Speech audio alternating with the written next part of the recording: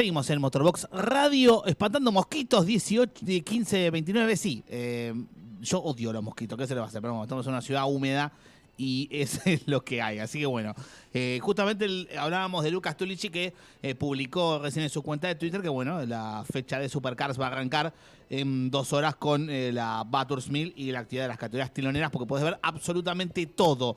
Desde el primer entrenamiento hasta el último. Esto no es una publicidad porque nos pagan, sino realmente porque es muy económico por apenas 263 pesos finales. O sea, ¿qué conseguís con 260 pesos? Ni un alfajor te podés comprar con 260 pesos, así que es obviamente 150 pesos de la membresía más el 75% de impuestos que nos clava el gobierno. Así que un abrazo al gobierno.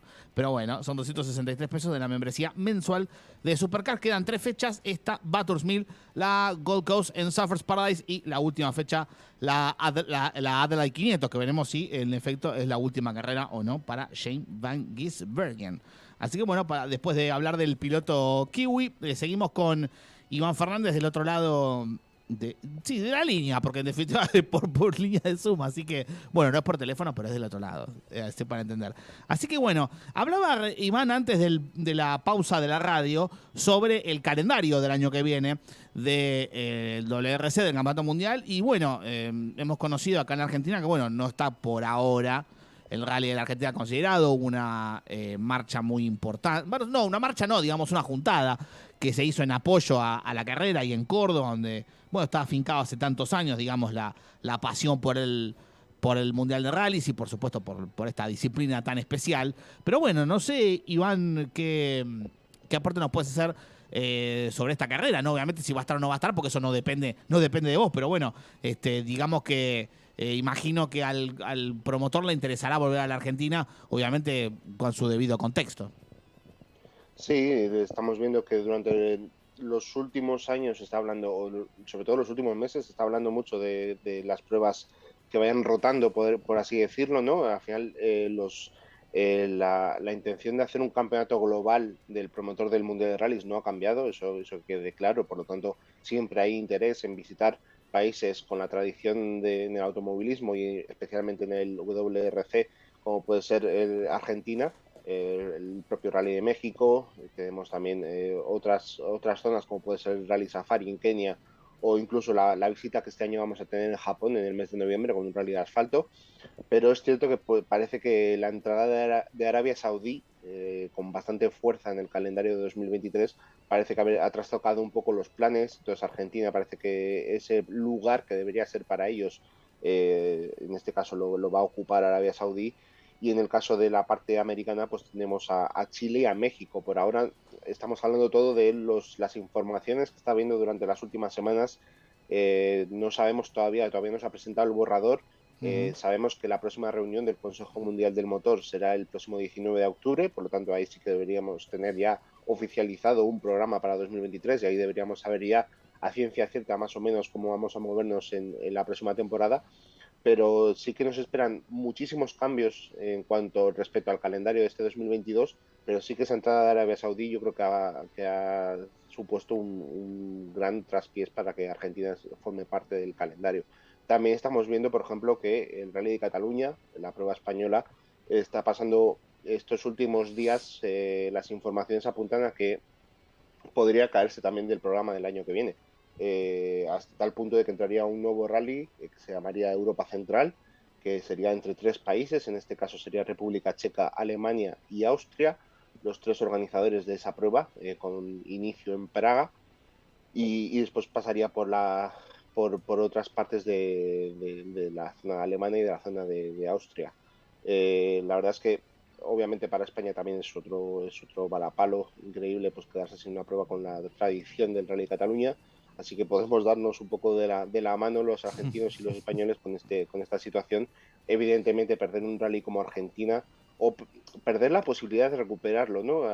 Porque al final hemos acogido, hemos abrazado esta situación de excepcional con el tema de la pandemia, de que deberíamos perder las pruebas transoceánicas, pues eso, con el fin de salvaguardar el campeonato, hacerlo más o menos donde están más las sedes de los equipos, que es en Europa, y por lo tanto hacer un calendario más continental, más del viejo continente.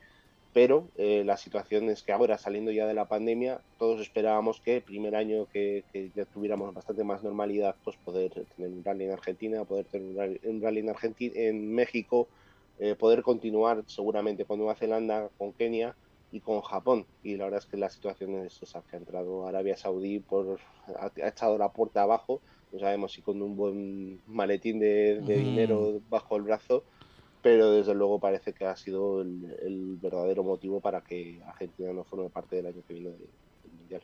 Petrodólares y uno imagina también, bueno, quizás no tanto, pero bueno, uno tiene que pensar también en todo el contexto de Arabia Saudita. Recordemos que el Fondo Soberano ha comprado el Newcastle United, equipo de la Premier League, durante 2021, con gestiones que ya habían comenzado en el medio de la pandemia, que se lo vendió el ex dueño Mike Ashley, con lo cual, bueno, uno siempre tenía, digamos, el foco en que era una maniobra de sports washing, claramente, del Reino de Arabia Saudita, de todas las cuestiones que pasan puertas adentro de Arabia Saudita. Arabia Saudita que también tiene el Dakar desde hace un par de temporadas. Recordemos que el Dakar estuvo en Sudamérica durante un poco más de una década, un buen stint, digamos, desde el 2009, pero bueno, en definitiva también un poco los cambiantes gobiernos en la región han hecho que se perdiese el Dakar y también, digamos, un poco también el interés de la propia organización. Ya habían recorrido buena parte de los del países del Cono Sur,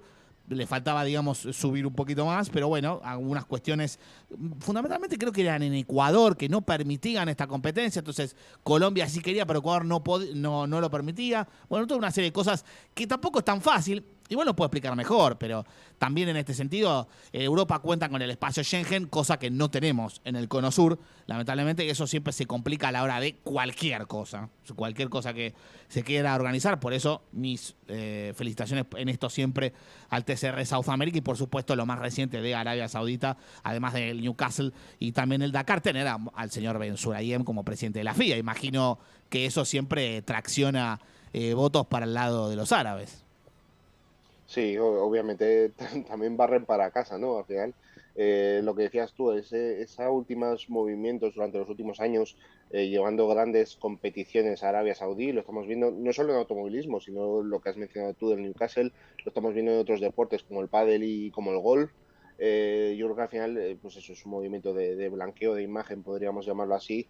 Tienen la Fórmula 1 ya, tienen Uh -huh. pruebas en la Fórmula E, ahora tienen el objetivo de que además del Dakar también tienen el Mundial de Rallys. Entonces, pues bueno, parece que van por ahí los caminos. Y desde luego, obviamente, ayuda mucho el tener esa disponibilidad económica y el tener un gobierno que al final, pues eso, decide un fondo soberano que decide que el deporte y en este caso el automovilismo es una forma perfecta para promocionar el país, por así decirlo.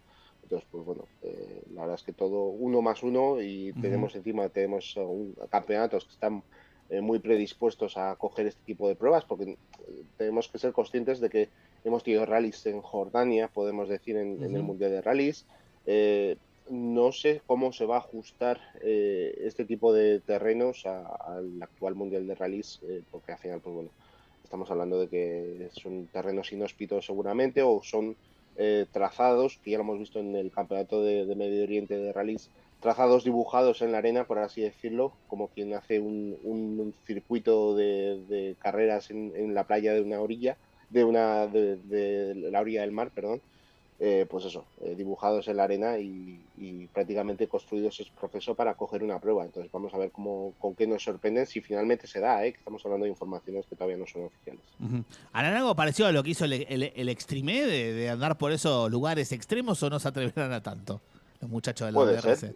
Puede ser, desde luego el Extreme seguro que tiene más conciencia en cuanto a la ecología a la hora de desarrollar sus recorridos, porque ya sabemos que ellos cuentan con expertos a la hora de crear estos recorridos para intentar que el daño que se le pueda hacer al ecosistema sea el menor posible o incluso neutral por completo. Entonces, pues bueno, eh, yo creo que ellos tendrán menos miramientos y eso que sí que se han asociado, por ejemplo, a la iniciativa de Dakar Future.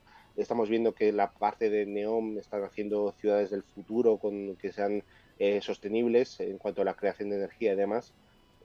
Bueno, vamos a ver qué nos depara todo esto. Uh-huh. Hablando del Extreme, bueno, estuviste en una de la conferencia de prensa reciente que se armó para los medios latinoamericanos con relación a lo que era en ese momento la previa de la penúltima fecha en Chile. Bueno, ahora van a venir a Uruguay. Vamos a ver si, como comentamos hace un par de semanas atrás, me dijeron que la carrera va a ser ahí en la zona de José Ignacio, donde hay muchos famosos argentinos con sus casas, entre ellos la diva Susana Jiménez. Así que veremos si no hay alguna cosa por ahí. Pero bueno, ¿cómo ves este campeonato? Que es un poco, digamos, una mezcla de rally con rallycross. En definitiva, el formato de la categoría, que es cierto que las carreras han ido cambiando con el paso del tiempo, pero me parece que en definitiva han logrado, me parece, atraer a un público que me parece que no estaba ahí en esa disciplina. Sí, al final pasó en su momento con el Mundial de Rallycross también, el contar con estrellas desde el primer momento, como puede ser Carlos Sainz, como puede ser Sebastián Loeb, como pueden ser pilotos como Kimi y Kevin Hansen, como Johan Kristoffersson. Al final son pilotos más que consolidados, Cristina Gutiérrez, Laia Sanz. Entonces al final son pilotos que conocemos todos, que al final incluso los aficionados que menos estuvieran dentro del motorsport o que no fueran más reacios a ver una competición de subs eléctricos, pues yo creo que al final solo por curiosidad, por ver cómo era una competición mano a mano entre Carlos Sainz y el propio Sebastián Loeb, entraron alguna vez a verlo. Este año encima se ha sumado, por ejemplo, Nasser Al-Attiyah. Entonces, pues bueno, tenemos ahí grandes nombres detrás de los equipos, como pueden ser Jenson Button, Lewis Hamilton y Nico Rosberg. Son al final muchos grandes nombres que al final es el paso principal que ha necesitado seguramente la categoría, más allá de atraer grandes fabricantes como puede ser McLaren o como puede ser Cupra. Yo creo que el primer paso que tenía que hacer el Extreme era asegurarse, pues eso, con grandes nombres. Y además, con ese salvoconducto, con ese bien de hacerlo por el medio ambiente y demás, competir por el medio ambiente, por dar visibilidad a los problemas que pueda haber en el ecosistema y demás, pues al final atraes a los pilotos y desde luego, pues bueno, te ha quedado un campeonato con grandes nombres, ¿no? Después hay muchas cosas que solucionar. Uh-huh. Tú lo has dicho, ha ido evolucionando, por así decirlo, el formato, porque al principio las primeras carreras, el primer X-Prix de la primera temporada fue un desastre en cuanto al polvo en suspensión y demás. Uh-huh. Hemos visto que hay muchísimos problemas todavía de fiabilidad con el Odyssey 21. Lo están evolucionando, ha habido cambios de suspensión en Cerdeña, hubo cambios de suspensión que parece que ha contentado un poco más a los pilotos, tú lo pudiste escuchar en esa rueda de prensa, Uh-huh. pero aún así todavía hay mucho camino por recorrer en cuanto a, pues, a tener un campeonato completamente perfecto que nos permita ver esas luchas durante todo el momento, pero bueno, por lo menos esa emoción, esa espectacularidad sí que la ha traído. Y desde luego, pues eso, como decíamos antes, tener nombres no solo en la parte masculina, sino que al final tener a Jutta Kleismich, tener a Emma Gimur, a Cristina Gutiérrez, a Laia y demás, pues al final es muy importante también para darle esa visibilidad seguramente a las pilotos féminas que no estamos viendo seguramente en otros campeonatos como son las W Series, que seguramente reduce mucho más ese factor de darle visibilidad. Aquí estamos viendo que las pilotos no están desentonando en muchos casos, incluso Micaela Lin Kotulinski, Uh-huh. que es nieta de uno de los ganadores del Dakar, de Freddy Kotulinski, Mira. está haciendo actuaciones increíbles, tan rápidas como los hombres. Entonces, Laia Sanz también está haciendo muy buenos Uh-huh. tiempos, Cristina Cierto. Gutiérrez está metida en tiempos muy parecidos a los de los pilotos hombres. Entonces, pues yo creo que está fomentando esa visibilidad y les está dando esas oportunidades que seguramente necesitaban también a las pilotos. Yo creo que al final poder competir después también en el Dakar y demás también se agradece a través de esta iniciativa del streaming. Entonces no tengo nada negativo que decir del campeonato. Yo creo que hay muchas cosas que mejorar, pero por ahora yo creo que al final ha cumplido con parte de los objetivos que tenían en mente. Uh-huh. Recordemos también, bueno, justo mencionabas a la W Series, y no sé si pasa por su mejor momento la categoría, que es una apuesta, digamos, que bueno, podría verse como un poco arriesgada de tener, no por el hecho de tener mujeres, porque ha habido copas de mujeres en distinta época. En la Argentina ha habido también la famosa Copa de Damas, que ganó en su momento, bueno, Delfina Frers, gracias a eso corrió, que era exmodelo en aquella época, y bueno, llegó a correr en TC2000, gracias a eso, hace muchos años que en TC2000 no hay una mujer, y bueno, en su momento también con el tema del turismo en carretera, bueno, finalmente lo logró hacer Julia Valario, gracias a también toda una cosa de redes sociales, ¿no? Pero bueno, no sé si la W Series va a tener mucha más vida, ¿no? Parece que, por lo que he podido leer, bueno, tiene problemas económicos también. Al igual que parece que los tiene la Fórmula Eléctrica. Sí, hasta el punto que se decía que, pues eso, que después de este fin de semana en Singapur, pues que tenía muy complicada la gira norteamericana que tenía pensada hacer después. Tenía después 2 carreras en México y en Estados Unidos, acompañando a la Fórmula Uno. Creo que los mismos fines de semana en los que compite la Fórmula Uno en el Gran Premio de México y el Gran Premio de Estados Unidos en el COTA. Y bueno, las últimas informaciones apuntan es que eso, que estaban buscando patrocinadores express para poder estar presentes en ambas pruebas, pero las deudas, en teoría, que están apuntando los medios anglosajones de que habría acarreado el campeonato durante los últimos años serían cuantiosas. Y desde luego las últimas cifras que se hablaban de diciembre de 2021 eran de varios millones de euros. Entonces, pues bueno, situación complicada. Encima tienes a una piloto que está dominando las 3 temporadas, por así decirlo. Esa piloto que además teóricamente es la que más potencial está demostrando, no está encontrando las oportunidades que debería encontrar seguramente una piloto campeona de estas series, porque eso te ayudaría después a darle visibilidad al campeonato, el demostrar que esa escalera hacia otros campeonatos te está funcionando. Jamie Chadwick no está encontrando esa posibilidad de seguir escalando posiciones, y la verdad es que pues la situación del campeonato es bastante quebradiza. Ujú. Tenemos en el chat de Twitch, los voy a saludar al señor Alex Reyes. Buenas, me perdí por la 9 de julio, pero por fin llegué, siempre está complicada la 9 de julio. Soy Barchu, un abrazo grande, saludos. Nos dice sobre la W Series, Barchu, que funciona como una categoría promocional, como una monomarca. De hecho, lo es, son todos los chasis estos, los chasis hermosísimos estos de la Freca, ¿no? Los que tiene la W Series, que le gustan tanto a tu colega Adrián Fernández. Sí, sí, sí, al final es una copa monomarca, intentan contener al máximo los costes, y al tener el monoplaza más básico, podríamos decirle, que se acerque igual a las prestaciones de un F3, o de un F4, pero la verdad es que sí, la base es esa, intentar hacer un campeonato con costes contenidos y que tengamos monoplazas que sean totalmente iguales para todos, y es lo que dice el oyente en este caso, que sea sobre todo un evento promocional y un evento formativo, por así decirlo. Ujú. Nos dice también Alex, no tiene la buena opinión de los chasis Tatus, que no sirven para nada, dice. No sé cómo, se lo tendría que preguntar mañana a Franco Colapinto, que va a estar en la conferencia de prensa, cómo hacía para manejar el chasis Tatus, porque la verdad que, por lo que describen, es un auto imposible de llevar adelante. Y bueno, Alex dice sobre la W Series, no es tanto la falta de dinero de la categoría, hay otros factores externos que la van a terminar de hundir, y posiblemente sea un poco esto de, bueno, la falta de, digamos, lugar en la escalera, digamos, previas a la Fórmula 1. De hecho, por lo que también decía Adrián y otros colegas, que bueno, puede ser que Jamie Chadwick se vaya a la Indy Lights para la próxima temporada, o al menos lo intente. Sí, la información es esa. Entonces, tú en el momento en el que estás viendo que la tricampeona, podríamos decir, de la W Series, el paso a seguir o la evolución que puede tener es ir a la Indy Lights, que parecía prácticamente un campeonato que podemos poner al mismo nivel, por así decirlo, de la W Series, por temas de monoplazas, etcétera, etcétera.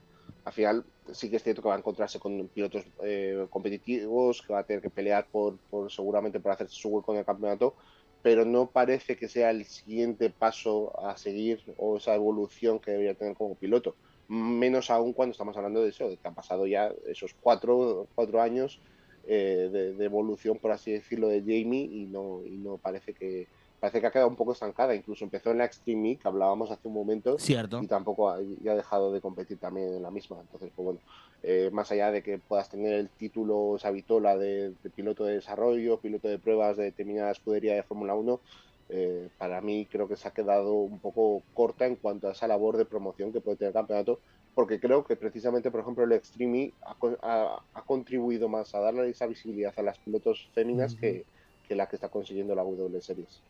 Sin duda, sí, me parece que de hecho logra también que las ganadoras, en definitiva, en cada fecha, aunque bueno, se ha repetido bastante entre Molly Taylor y Michaela Linkotulinsky, pero con el equipo de Nico Rosberg dominando la categoría, digamos, desde que se inició, pero básicamente le está dando muchísima visibilidad, como decía Iván, en lo que es la competición, más allá del género, le está dando una visibilidad que me traspasa esa línea a mi modesto ver. Los dice Alex Reyes por el chat. Además tengo, que es un poco lo que decía Iván, además tengo miedo del el nivel que Chadwick como triple campeona de la W Series va a tener en el caso de que entre en la Indy Lights. No se va a poder medir, pero digamos directamente, pero uno va a decir, che, me parece que tal vez la W Series en definitiva no logra promocionar y hacer que las pilotos sean, vamos a decirlo así, más competitivas. Me parece que ese es el punto que yo veo de afuera, no sé qué pensás vos.